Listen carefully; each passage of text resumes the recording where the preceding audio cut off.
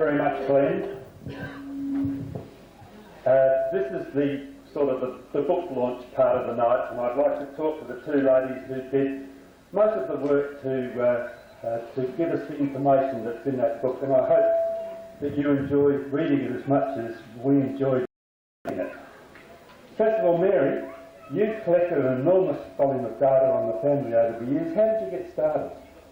I belong to the private club in Maui, and a lady came to speak to me, or to the club, and with my 5 children all left home, admittedly they didn't have much choice. They either had to be married or leave home by 25, or else their 25th birthday present was the cake pack.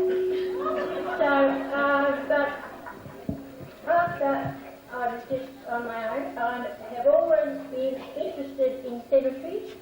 They told me great stories even before I studied family history. And the first time, 12 years ago, I didn't even know I belonged to Rumbelow. Had never heard of Rumbelow. But I had heard of the cake bread and the reed. So we came over here on a holiday with my husband, who has been absolutely wonderful. The last 5 years we've had all our holidays in South Australia, in family.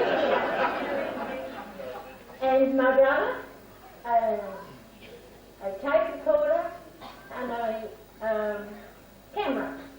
And we walked up and down the Victor Harbour Cemetery, taking photos and notes of every cake bread and every reed. And I thought one day I'll fit them all together. So that's how I started. And what were the various methods that you used to collect the data? Well, cemeteries, of course, and I wrote to Society, who then sent a letter to Phyllis Rumbelow, and it was my great day because Phyllis had such a wonderful lot for me to start on. I personally like to meet people face to face because that's where I got all those wonderful photos that I had, and stories that make people not just a date and a name and a death and a marriage. They are individual people. Generally. Is that a fair comment? You're quite right, Peter. I'm very fortunate in my family that we had some old documents handed down from dating back to 1784 and some apprenticeship papers from 1798, and I decided at the time to start sort of doing some checking on that.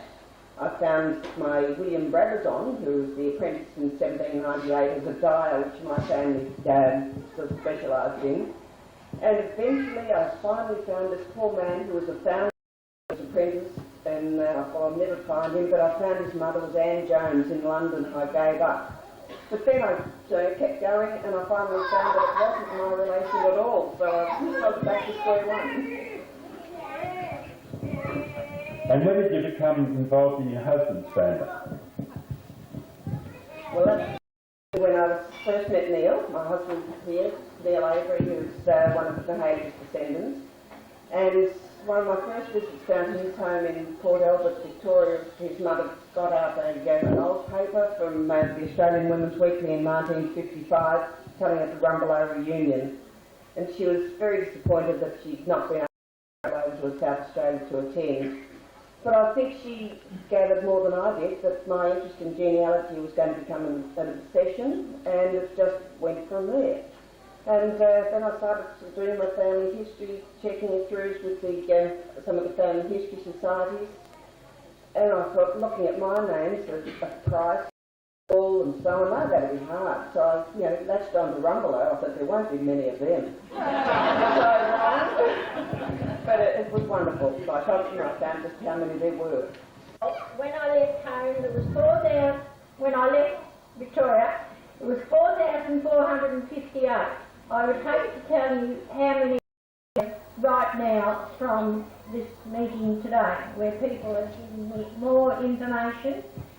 And from the original John and Martha that Leslie was talking about, we have 5,500 descendants. Wow. Did either of you have any real disappointments while you were researching the book? Well, the most disappointing thing that happened to me was when I would write to someone and put in a stamped addressed envelope and not even get a reply of either I'm not interested or a little bit of information, because I felt that when this book was written, the first thing people are going to do is look and see whether their name is in the printout. Now, if I wasn't sent the information, I'm sorry, but the information, your name can't be in it, and that was my most disappointing thing. I think I've sort of gone along the same lines with Mary then, of some that didn't express the wish to be in the book, and I think perhaps that might be right for them, but I do sort of worry a little bit for their children, who I think would like to come back later on and maybe find their parents, etc. there. But I have to say my biggest regret, rather than disappointment, is that Neil's mother, Ida Avery, knee bulger, is not here for this occasion.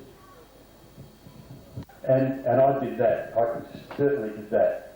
And then when you do get started, you get really involved in the characters and the story. And some of the things that really stuck out to me, and I won't dwell so long, but The Voyage Out, when I read that and reread it, it really sort of got to me. And then I thought that Alice must have been a particularly strong lady. When she boarded the Pestingy Bowmangy on the 16th of June 1854, and David was born on the 8th of March 1855,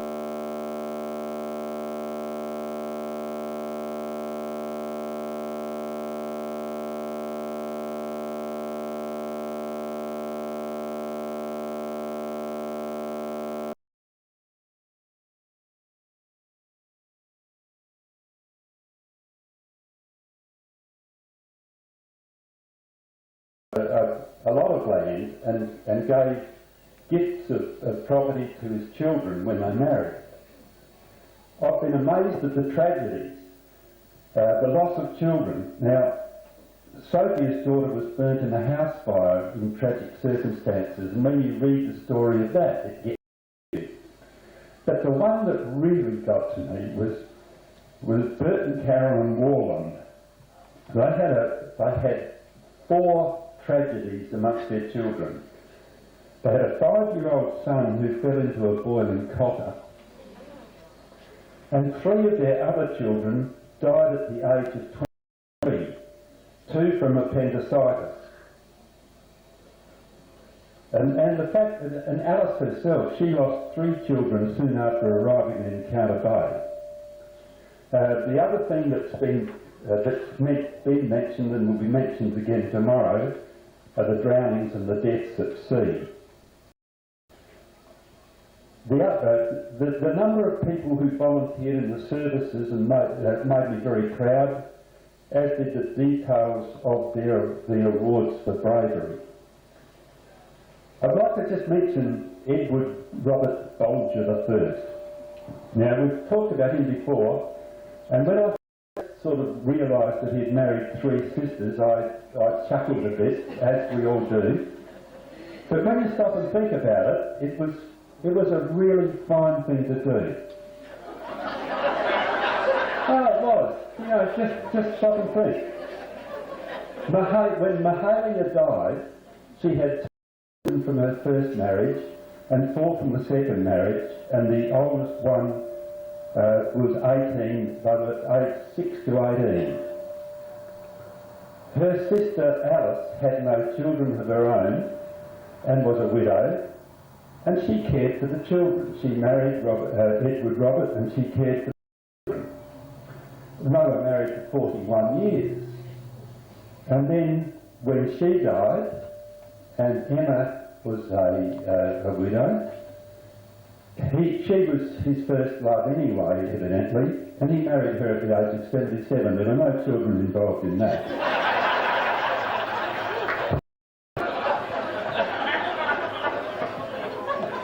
I think he was a very thoughtful gentleman. Now, as far as the book's concerned, there will be omissions and mistakes. I'm sorry. Not all are our fault. We could only record what we were told. and Mary busted her gut to get in touch with everybody, and she posted hundreds of letters. So there is some element of us not knowing, but there's also the spelling mistakes and the other things. We proofed the book and we proofed it several times with 7 different groups of people. And that note still added at 3:30 in the morning on the day that it was due into the printer. So we did our best, but we apologise if a mistake exists in your entry. And we'd like to also thank Open Book for the professional way that they went about preparing our data for printing and adhering to the right timetable. We received them on Wednesday of this week. I was getting a little bit agitated by that stage. And I'd now like Matt to come and join us on the stage if he would. Thank you. Thank you.